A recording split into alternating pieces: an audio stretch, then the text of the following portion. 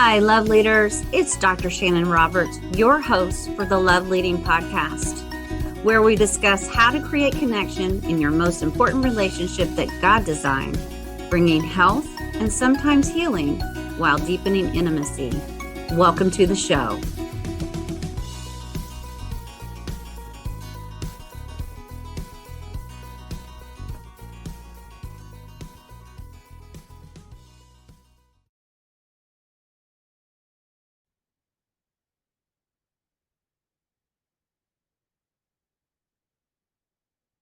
Welcome back to the Love Leading Podcast. I'm Dr. Shannon Roberts, and we are in our Naked and Exposed podcast series, and we're on our next episode. If you've been following along, this is the step-by-step program that I have developed that I use working with my couples, creating that intimate close bond that sustains over a lifetime. If you've been with us, we've been building progressively, step by step by step. And so we're at this place now, having taken some deeper dive into understanding the neuroscience of romantic attachment, understanding how family of origin and those early attachment relationships influence the way we show up in our romantic attachment relationship. We've understood how sometimes that impacts the way we manage our conflicts, understanding that fight, flight, or freeze mechanism that initiates, and how sometimes that protest system becomes problematic in the way that we show up and protest things that we aren't liking in the relationship. And so we even talk through how we see it, remediate it, and then show up in different kinds of ways, developing that connect cycle of communication so that we can navigate stressors and initiate better deepening understanding and problem-solving skills, and even having the ability to hold space in different kinds of ways, seeing through a different lens that protests our opportunities to connect and know better in our relationship. Last couple of sessions in this episodes you might want to go back to is even introducing that concept of becoming healing partners, that we can help our partners even resolve deeper attachment wounds in the relationship by becoming that self and co-regulator, the self-soothers, and with each other in the way that we respond in those protest moments. We took you step by step, understanding how to respond in those kinds of safe and secure ways so that we navigate those more effectively. And you're going to want to go back and listen to those if you haven't, because today we're building from there. Today we are going to be talking about healing conversations through those lens of understanding that I just walked you through. And this is interesting because what I have found in working with couples, that the capacity that we hold attachment pain points of the relationship itself for long periods of time, that you might have noticed it, that in conflict, a lot of times that reoccurring theme of that time in the past when we have felt unloved or unaccepted, or that our partner was not available or responsive in that really pivotal moment, that those kind of recur years and sometimes years later, and they come out in the heat of the moment in a more accusatory or weaponized kind of way. Don't you remember when? It's just like that time when, those kinds of moments where we bring up those old, recurring themes of pain that we've experienced in the relationship. And so at this point in time, and this is going to be antithetical to what you think is productive, but when we have learned how to enter into conversations and conflict in a safe and secure kind of way, we've practiced de-escalating that fight cycle that seems a little bit more organic in the way and the approach that we are able to navigate those conversations more effectively, come out the other end of it, recognize when it's going off the trails, knowing how to get it back on course and come out kind of in a more safe and connected kind of way. When we've got that cycle down, now I usually take couples back to those reoccurring themes, and we purposely bring them up,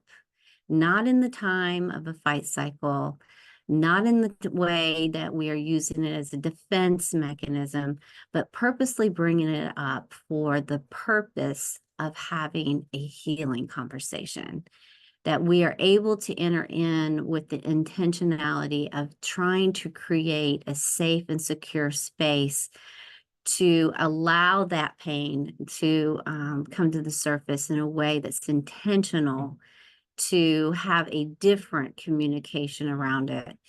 And that is really effective because then we are able to repurpose that pain. We're able to get a new narrative around the way that we dance around it and discuss it, that brings some healing and some safety and security around it, so that when and if it does trigger in the future, it's more remediated. The pain is less intense, or we aren't necessarily accessing it as a way of defending or accusing any longer. So it really is a prevention from it reoccurring or resurfacing if it's handled in a very different approach. And it's a little different than the conflict cycle because if you recall in previous podcast episodes, we had talked about the crime scene and how each person gets to hold space to hear their perceptual truth while the other person is using the catch method. So it really is one person getting their ability to have a soft protest, and then the other person catching, and then going to the other side of the crime scene and allowing them to give their kind of side of their perceptual truth while that other partner goes through the catch steps as well. In healing conversations, somewhat a little different. Usually one person will go into that pain point, and that side of the crime scene is handled unilaterally. We aren't balancing at that time that healing conversation. One person is able to fully share in ways that is vulnerable and softer, and coming from a not a weaponized place, but a place of they're looking for their partner to be their soft place to fall, so that they are heard and received differently. And then the partner goes through all and effectively every single one of those steps of the catch, so that it is fully vetted out in a different kind of way, to the point of exhaustion and extinguishing. So just to be very cautious that there might need to be a second part or a part B to that healing conversation, where the other person gets to enter into their place of pain as well on that same event or that same topic, but it's done at a separate time, so that it's not felt as if it's a tit for tat, that really one person is able to be fully heard and vetted out at a time. And a lot of couples are like going, what are you talking about, Dr. Shannon? You mean we're going to intentionally bring all of these pain points from previous in the relationship purposely back up in a time where we are actually feeling better and doing better in the relationship? We've finally de-escalated our fight cycle. We're navigating this better. And now you're saying we're going to purposely go back in and bring those up. And I'm saying, yes, absolutely. Because if we really understand that we are each other's healing partners, then these healing conversations means that we get to show up differently for our partner. It heals past wounds, and it prevents triggers for the future. And we get to be a part of the solution than necessarily the problem. We get to effectively have our partner feel the pain while experiencing us in a different kind of way. And it helps move and shift those wounds to a different place with a new story that we begin telling ourselves about our partners, especially in that period of time when maybe we weren't aware or even understanding all of the things that now we hold a little bit more tenderly, and have a better awareness and an understanding about our partner and why that was so deeply maybe impactful. And it takes tenacity and an intentionality, and maybe even carved in space and time that we have set aside for this purpose.